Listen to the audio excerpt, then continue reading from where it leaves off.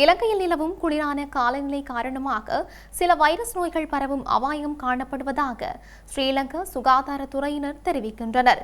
ஹம்பகா வைத்தியசாலையின் சிரேஷ்ட வைத்திய அதிகாரி வைத்தியர் ரவீந்திர உடகமகே சிறுவர்கள் மத்தியில் இந்த நோய்கள் காணப்படுவதாக தெரிவித்துள்ளார்.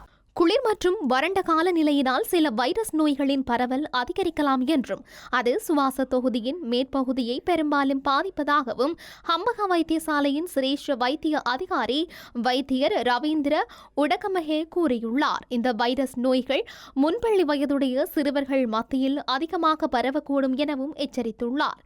காய்ச்சல், இருமல், தடிமன், தொண்டைவலி, கடும் தலைவலி, தசைவலி மற்றும் வாந்தி, வயிற்றுப்போக்கு போன்ற நோய் அறிகுறிகள் ஏற்படக்கூடும் என்றும் 3 நாட்களுக்கு மேல் இந்த நோய் அறிகுறிகள் காணப்பட்டால் அல்லது சுவாசிப்பதில் சிரமம் ஏற்பட்டால் வைத்திய ஆலோசனையை பெற்றுக்கொள்ளுமாறும் அறிவுறுத்தியுள்ளார்.